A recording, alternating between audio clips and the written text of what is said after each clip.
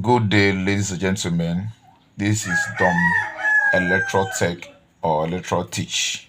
We are responsible to carry out teachings in mathematical related topics or subjects like mathematics, physics, and chemistry or other related subjects that involve mathematical equations.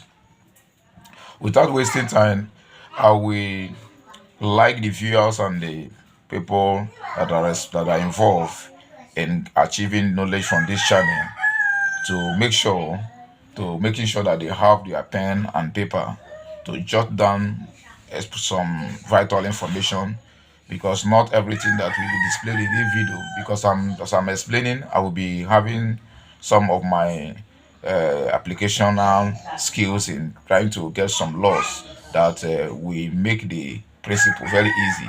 I would like to relate to some topics that we have also treated in other areas to bring home the lecture to the understanding of the viewer. So I would like you to come with your pen. Every essential tool that is related to mathematical equations and problems that makes it very easier. You know what I'm saying? Some of you that are into science and in fact, especially those that are into engineering and sciences, know what I'm saying. So it will make it very easier. Coming with your pen and paper will make it very easier for we to achieve a very dynamic lecture and teaching. Thank you very much.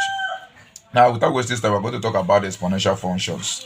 The exponential functions, you have been hearing of exponential functions, and sometimes some persons call it indices. But exponential functions are sometimes known when an unknown is the index.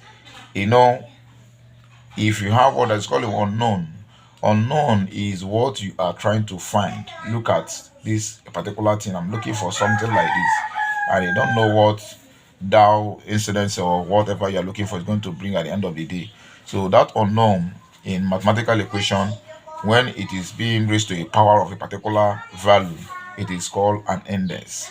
So in the exponential function, when an unknown is the index or power of a function, that is a number, then it's an exponential function, e.g. 3 exponential x. You can see that when an unknown is the index or power of a function, now the function now is the 3, and you can see that the x there is the unknown. The function there, the unknown and the functions are also related in one way or the other, where you have 3 exponential s is equals to 9 and s is the unknown.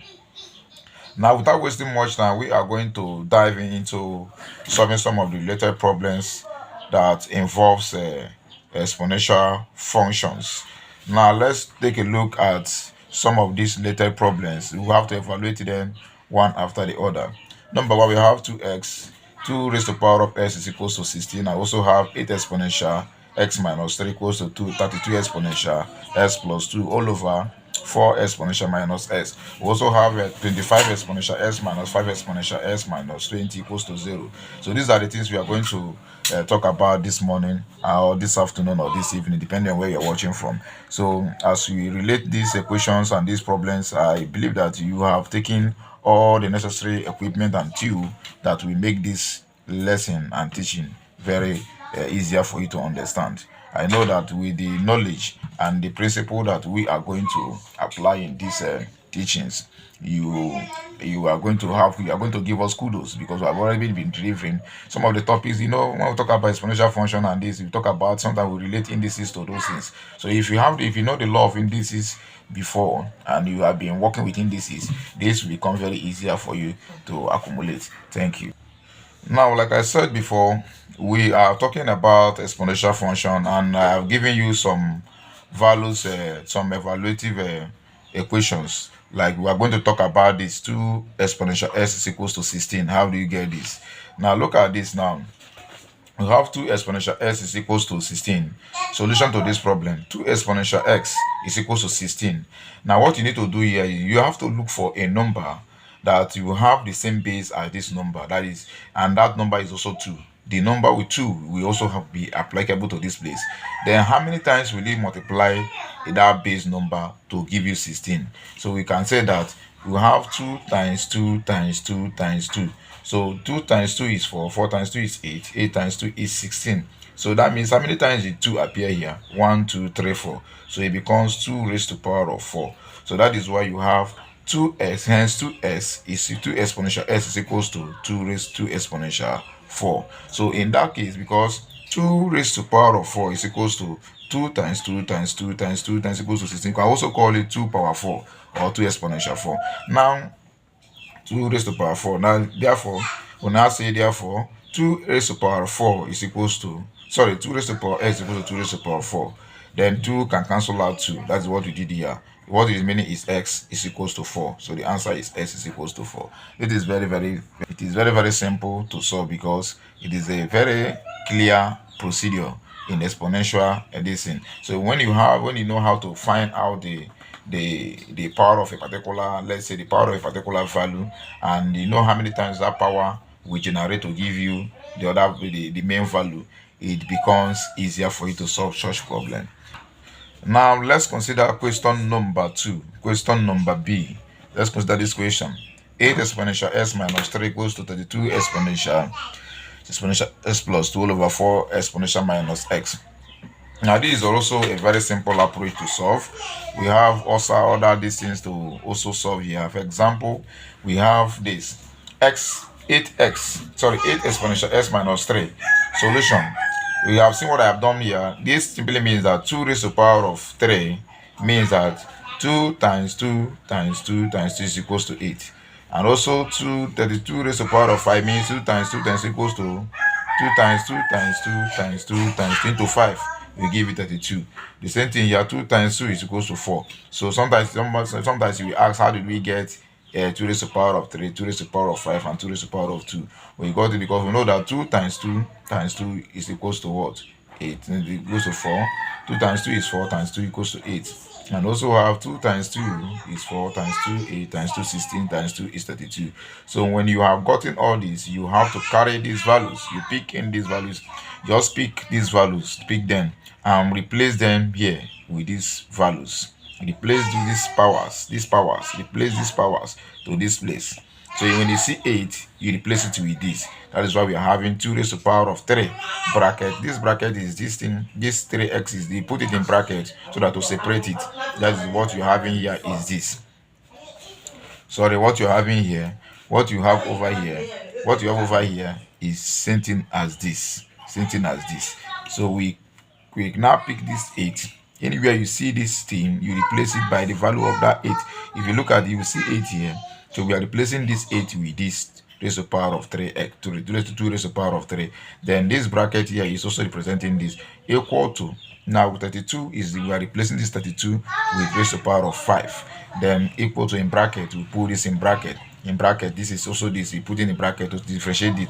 All over this 4, we are replacing this 4 with this. So in bracket, we also replace this in bracket. So that is how we got to this point. And what are we going to do next? Now, since this is also like this, we have to expand this bracket. We expand this bracket. Now we now say 3 times x is 3x minus this minus 3 times 3 is 9 equal to 5 times x is 5x plus 5 times 2 is 10 all over 2 raised to the power of 2 minus 2 times minus x will give you minus 2x. So here is already settled. Going down to this place again, we have other things to achieve here. From the law of division of indices, the law of division from indices, from law of division of indices, the division sign, division changes the law of indices, from the law of indices, law of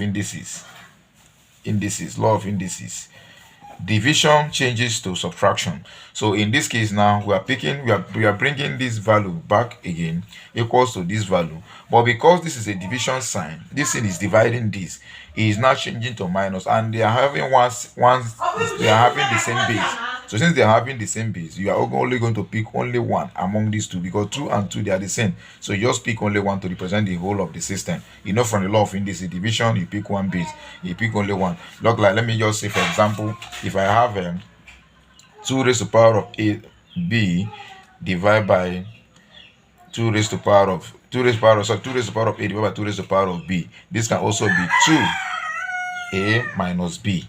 That is what it means. So if I have if I have something of this nature, 5x, sorry, 2 raised to the power of 5x plus 10 over 2 minus 2x.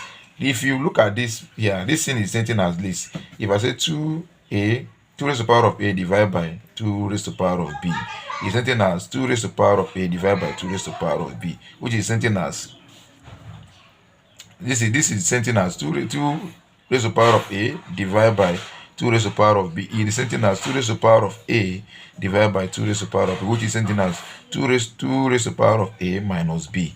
So if we apply this principle to this place, you can see that this is something as 2 raised to the power of 5x, 2 raised to the power of 5x plus, this is something as 2 raised to the power of 5x, 2 raised to the power of 5x plus 1 plus 10. Now because this is going up, we are taking only one base, and this is already minus, because you're going to look at this minus, and already this one is having a minus already, so minus 2x. So that is why we have it like this here. If you check it, you will see that this thing we have is just replacing this place.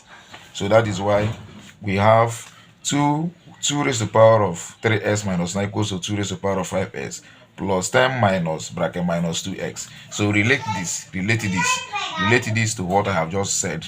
Relate this.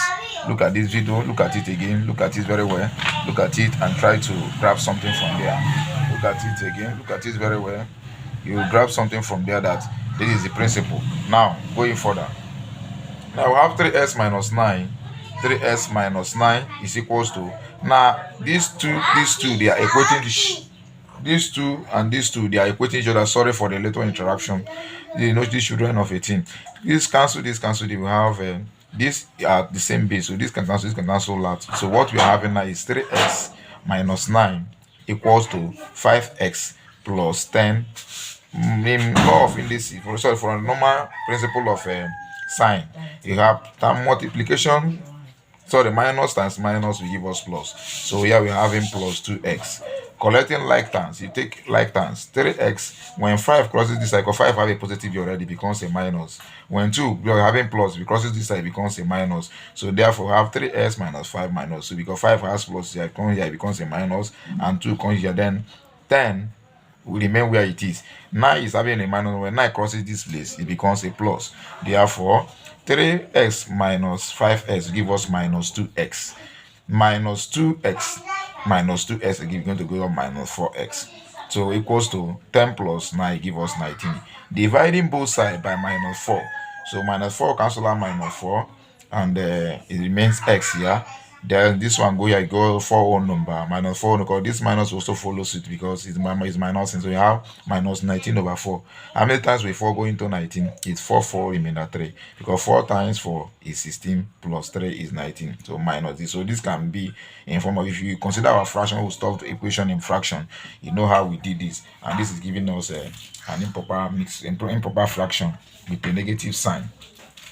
That is that. So that one has been handled. I'm going to the last side of this equation, the last side of this problem of C, where we have something like this. Say